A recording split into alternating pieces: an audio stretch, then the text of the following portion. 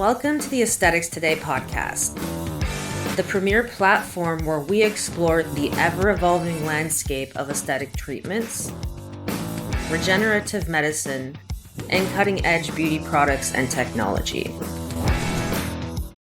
Welcome to the Aesthetics Today podcast. I'm your host, Gabrielle, and today I'm joined by Dr Puroshini Pather, a hair transplant surgeon at the award-winning Treatment Rooms, London. She specialises in holistic, patient-centred hair restoration. She's an affiliate medical member of the British Association of Hair Restoration Surgery and one of the youngest female surgeons in a very male-orientated field. Dr. Puroshini, can you just tell us a little bit about what it is that you do and the type of patients that you help? So I'm a hair restoration surgeon and I work at the Treatment Rooms London in Putney, and we specialise in hair transplant surgery, as well as kind of medical counselling around hair loss. And our specialisation in the medical field is hair loss. Yeah. And you started out in general medicine. So how it seems like such a different path, hair restoration. How did that happen? It's definitely niche, but I find that I draw on a lot of my experience in medicine, in the medical side of things.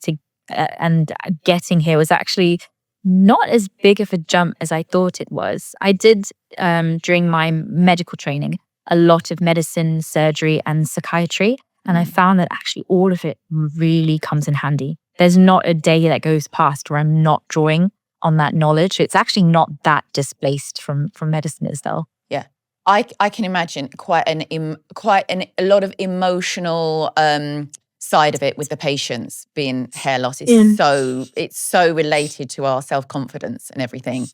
You're one of the very few female hair transplant surgeons in a very male-dominated world. How has this shaped your journey so far?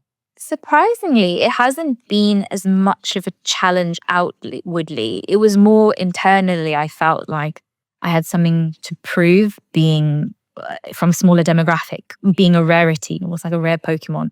But actually, my patients don't care that I'm female. And the few that do, they come around eventually as well. So it really hasn't made that much of an impact. I am very proud to be in a space where I'm still able to have a competitive edge amongst my male colleagues, but it's been a privilege. Yeah. And we always see hair transplant surgery as very just a male treatment. Do you get women coming in for hair transplants? We do. And actually it's becoming more and more and more common. The stigma around hair transplant surgery with every passing year is just getting smaller and smaller. And we're getting so many different types of patients. And essentially it's everyone now that is accessible to, and it works for most people. So it's really great to see that it's not just men now, it's actually everyone. Yeah. Well, I wanted to touch on the stigma with hair transplant surgery because you may be a little young to remember, but there's a retired footballer called Wayne Rooney, who really changed the landscape for hair transplant surgery because we all saw him and he was very open about it and he spoke about it openly. And I think it changed the way that a lot of men looked at hair transplant surgery. But do you find there's still stigmas attached to it? There probably is, but by the time people successfully make it into our clinic and they get past the barriers of making an inquiry and then speaking to the team and we learn a bit more about them, by the time they make it in to see me, they're on board. Or rather that they don't necessarily need to be so convinced that this is an acceptable path for them. They've almost internalized it. And that's really great to see. It's so good that there's so much positivity around taking control of your life. And this is a disease process. And it's been recognized as such in the medical field. So just like any disease, it deserves to be looked at and treated with respect. I didn't know that. I didn't know that it was classed as a disease. That's so interesting. And do you, with the attitudes around surgery, are there any misconceptions when patients come in, what they expect and, their misconceptions about the surgery? Because it's such a big surgery, isn't it? It's such a lengthy surgery. It's definitely not as simple as removing a mole, for example. It's Mm. somewhere in between major organ surgery and really kind of minor surgery. It's like medium level surgery. People are often very surprised by the amount of finesse and the amount of medical background that you need to be able to do it successfully. And it's an ongoing journey to be able to learn more and more of it. There's a reason why people can do this for decades as surgeons, and you're just continuing to learn. It's not a specialty with a ceiling. It just keeps getting better, and so many improvements, which is great. It means that I'm constantly learning, and it's just fascinating that the more I explore, the deeper the process gets as well. I wanted to ask you about with the latest sciences and technologies and all the new tools and techniques that come out in medicine all the time.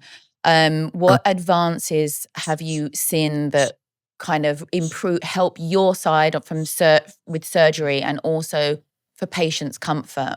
There's two different things. There's the electronic technologies that are constantly being put in, and in our clinic, we use some of the best technology on the market. And that allows for like an easier, quicker surgery with better results. So that side of things, the technology is always advancing. I wanted to ask you about PRP and exosomes because these are so big in the aesthetic world. But I've also heard that, you guys, they're helpful for you guys with hair restoration as well. Is it not just a buzzword and hype? Are these like really good treatments, evidence-based?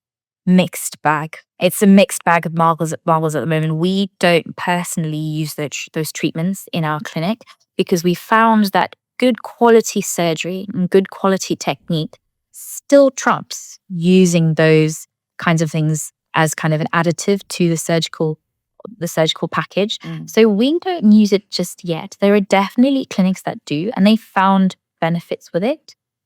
Whether or not we find it worthwhile at the moment, I wouldn't think so. I think there's definitely still research that needs to go into it to determine whether or not it's safe and whether or not it truly is effective, or whether or not there's some sort of like placebo effect going on here as well. That's interesting. Okay, let's talk about holistic care and confidence in hair loss. Hair loss obviously can be really brutal and have such an effect on confidence and self-image. From what you see day to day, how deeply can it impact someone's emotional well-being? It's a bottomless well. For some people, it can seriously impact every aspect of their life, and it ranges all the way from a 10 out of 10 down to like a 1 out of 10 for people who are just looking for a little zhuzh, a little touch-up to improve their life, and then comparing that to people where this is incredibly life-changing. It's such a spectrum. Both kind of categories deserve respect, and they both deserve the same amount of care. But I really do feel for the people that it's had such a massive impact on their life. And it's good to know that we're making a difference, and we're making a positive difference to those patients that really, really benefit from it as well. And that must be super rewarding for you when you have patients like that. Yeah. And obviously the kind of downside to that, having patients that maybe don't get the outcomes that they expect. Does that happen often, or how do you go through that process with patients? It doesn't happen often, but we always leave the door open. And by doing so, that just kind of gives patients the freedom to speak up if they're not happy about something, which is completely fine. And it's just about being open about your expectations. What can surgery do for you, and what can't it do for you? And then being very clear about that. And for the patients that do kind of come back for a little zhuzh up and things like that, we're perfectly open to doing that. There's no reason why you can't, unless there's a medical reason why you couldn't have more surgery. And is that quite a common thing? So after a hair transplant surgery, is it kind of like you have to continue doing top-ups, or, coming in for kind of like continuously onwards? Not necessarily, but we never say that it's a permanent solution. Surgery is never a 100% certain permanent solution. And we hope that they manage to get a good number of years, maybe up to decades or so, out of their surgery before they need a top-up, for example. But we also make sure that they are very well read on kind of what they need to be doing to look after that surgery, to make sure that it lasts for as long as possible. And that's where hair loss medications come into play. Right. That's what I wanted to ask you about as well. Is aftercare a really big thing, like in terms of lifestyle and, being healthy, nutrition, all that stuff? Does that play a role in how well it kind of stays? Massively. Pre-op care and aftercare. Right. Doing all the work beforehand means that you can have a smooth surgery and a smooth aftercare. So I would almost argue that pre-op, you should be doing more of the planning than post-op. However, the 2-week post-op period immediately afterwards is still very crucial. So you're not bumping your head and bumping out all the grass, for example. But lifestyle is massive. Your body is going to prioritize the organs and it's not going to prioritize your hair. So you have to be so careful with your health so that kind of sensitive environment is really well looked after. And there are definitely ways to do it. It's very easy to say, but kind of reducing your stress and sleeping well and not smoking is a big thing as well. Smoking is massive and has a massive effect on your hair. Lifestyle things. Yeah. And is hair loss hereditary? Like, is it just inevitable for certain men or women? Or can we actually be doing things that can prevent it? Both. But it is hereditary. It is a genetic pathology. So the word disease is a strong one, but it is a medical condition and it has been classified as such. And also because of the impact that it has on individuals that suffer from it. There are lifestyle things that you can do to try and boost your hair growth and stop you from losing it as quickly. And there are hair loss medications that can also help to kind of put a barrier in place to kind of stop your genetics from destroying those hairs. But it is a genetic condition at the end of the day that so many people suffer from. So we just have to do our best until science comes to the point where we are cheaply genetically modifying humans. How do you combine such surgical skill and precision with the artistry of creating hairlines that suit the patient's face and don't look unnatural? So it's a mixture of learning how to have a good eye. I think there are obviously people that have an eye for aesthetics, but you still, there's plenty that you can study to understand where kind of all those golden ratios and things come from.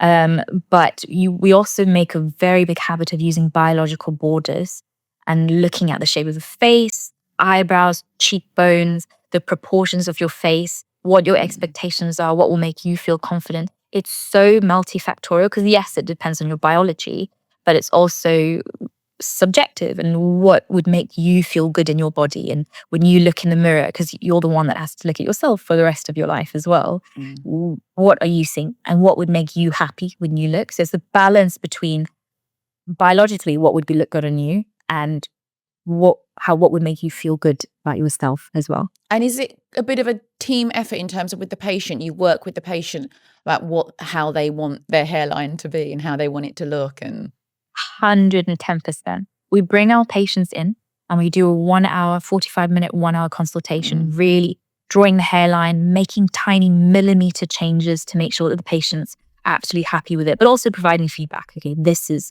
what would suit you and this is what will look good now, but will also look good 10, 20, 30 years from now. What gives you that longevity as well and will suit you as you mature and as your bone structure changes as well. So all of these things, it's definitely a team effort.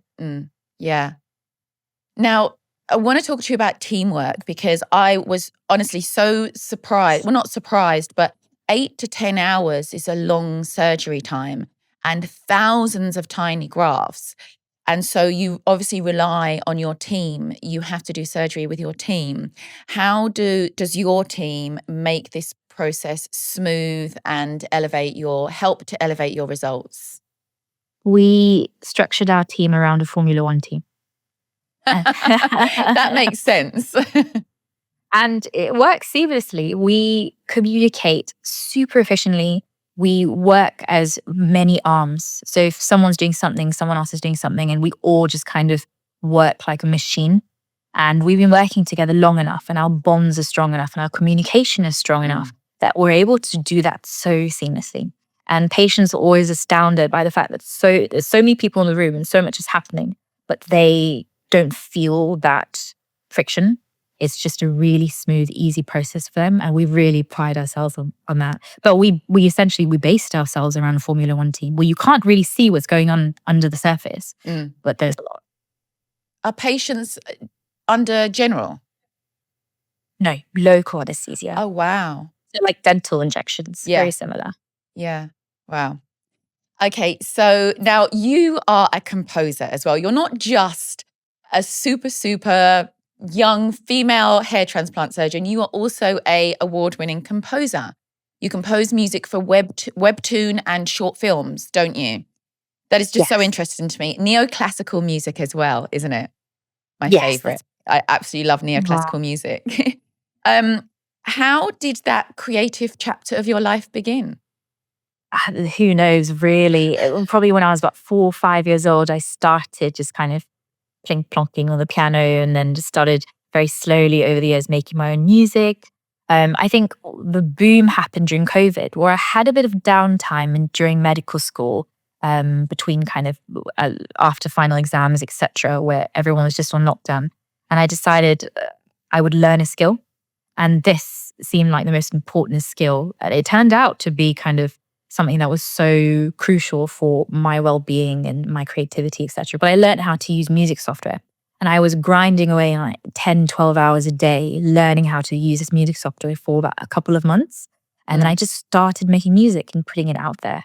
Before that, I was making music all manually with pianos and my violin and recording it. But actually the software was a game changer for me to actually get my music out into the world.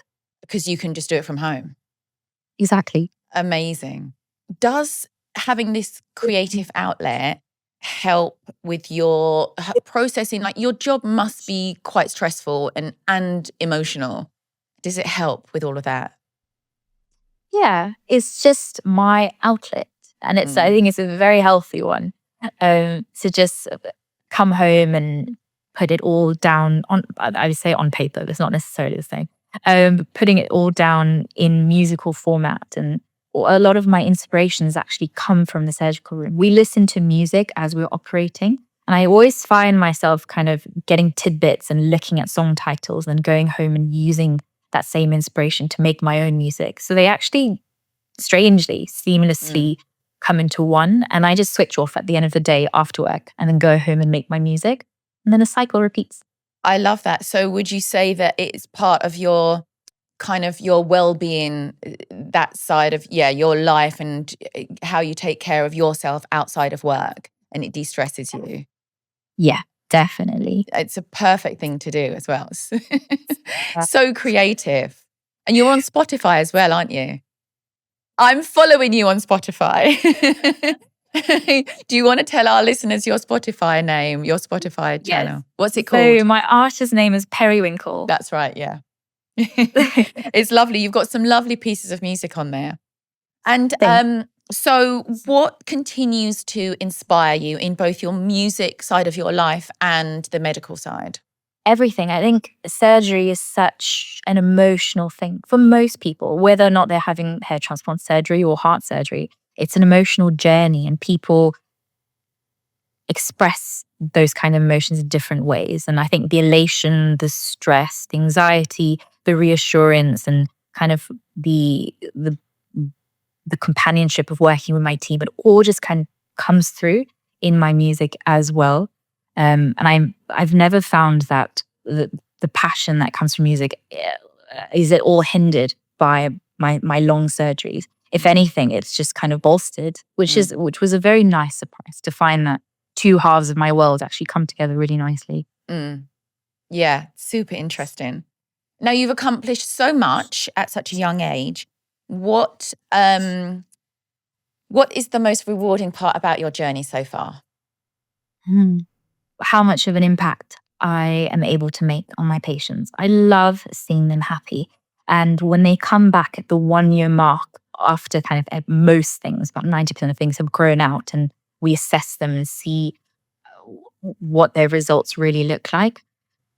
Seeing the transformation not only in the way they look me in the eye and their expression, how they think about their hair, and how much straighter they sit up and how their appearance changes. It's fascinating to see how much of a difference hair can make in people's lives.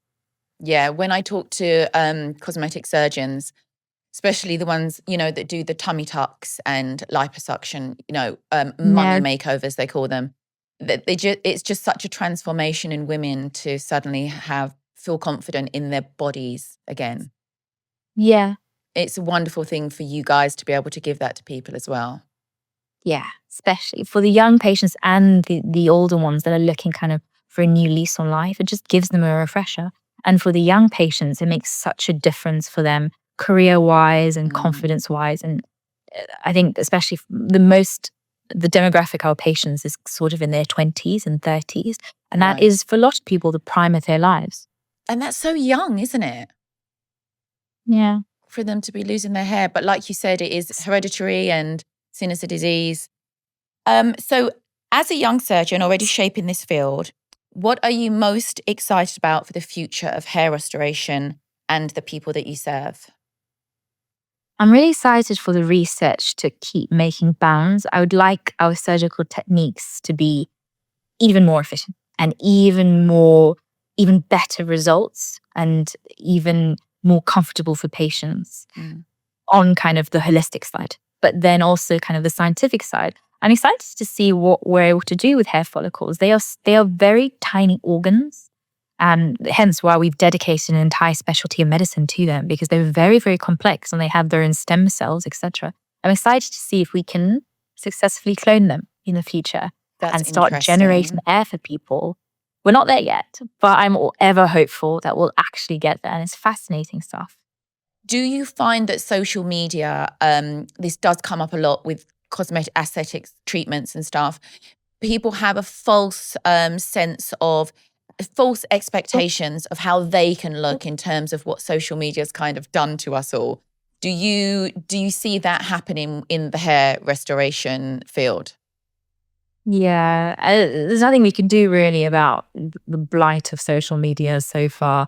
But what we can do is give our patients concrete, sensible advice about what's doable and what's not. And how they process that is a different story. But we just have to do our best to try and give them proper information, evidence-based information, and to always be up to date with that as well, so that they can get safe advice. Safety Mm, is the most important thing that we can do. And even if it's not necessarily palatable or patients don't really want to hear it, we just have to be as gentle as we can to yeah. try and break news to them about what's possible. And I think a lot of them are fine with it. They just need to come around to what can and cannot happen. And for Mm, example, if you've got quite extensive hair loss, we can't give you like Shrek, Prince Charming yeah. levels of hair. So maybe in the future, Yeah. once we start trimming hair. Yeah, it's like a reality check, isn't it? Yeah, but as Yeah, gently as possible. I'm sure. And what so for patients that are looking to have this treatment done, what is something, can you help us with some red flags or things that people should be looking for in a good surgeon or a good clinic? What should people look for? The number one question that I wish all patients asked was when they're kind of shopping around looking for clinics, etc. Who is operating on me? It's a very important question because a lot of the time, the hair transplant world currently is not entirely regulated to the same stringent standards as other surgeries are just yet. And because of that, there's a lot of hair transplant technicians that are performing surgery as opposed to actual medically trained GMC qualified surgeons. And that makes a big difference to the quality of the surgery, the understanding of the anatomy, the safety of the surgery. Like I was saying, it's not minor surgery, it's moderate, it's not organ surgery, Mm, but there is bleeding, we're giving medications, antibiotics, risk of infection, risk of skin death, and all these other really gnarly things that can happen if you're not mm, looked after properly. And mm, we're making thousands of cuts into your scalp with blades. It's really important that someone who's medically trained, a surgeon and a doctor who's become a surgeon and trained is doing your surgery. That mm. would be the number one thing. And I always applaud my patients that do ask these questions because it's all about safety. And that's all I can advocate for. Mm. And if somebody has gone to the wrong clinic and the wrong surgeon, how can corrective work help? How much damage does it do? And do you see a lot of botched patients? We do, unfortunately. I'm hoping that we will see less and less as more patients kind of take the leap to having doctor-led surgery. We'll see what happens in the future. But I'm hoping that we can get around these kind of barriers to make sure that everyone's safe in the future. So is it that new regulations need to be set, new laws need to be set? Yeah. I think we're on the way. And I think there's been stirrings of regulations and kind of cutting down on kind of closing clinics that aren't well regulated. Yeah. Hopefully within the next decade, we can eliminate these kind of clinics just to prevent patients from undergoing these botched surgeries. We specialize in repair at the Treatment Rooms London. Wow. Probably due to necessity at the moment. But we also take that extra care, and it can be corrected to a certain extent. If the whole procedure has been botched, we can only do what we can. It is surgery, and surgery is permanent. Scarring is permanent, and certain aspects is almost more unsafe to reverse it than it is to do an entirely new surgery. So we do our best. Well, it's so shocking to hear that you can just don't have to be a doctor to do such a big surgery. Yeah. It happens in aesthetics as well. I mean, it's been changing a lot. I know they have had new laws and regulations come in and trying to, stop all of these cosmetic cowboys, as we call them, just going to do a 2-day course and then injecting people with Botox. Yeah. Thank you so much for hanging around. All right. Thank you very much for having me. Thank you so much for joining us today. Please remember to like, subscribe, and share to the podcast, and I will see you next time.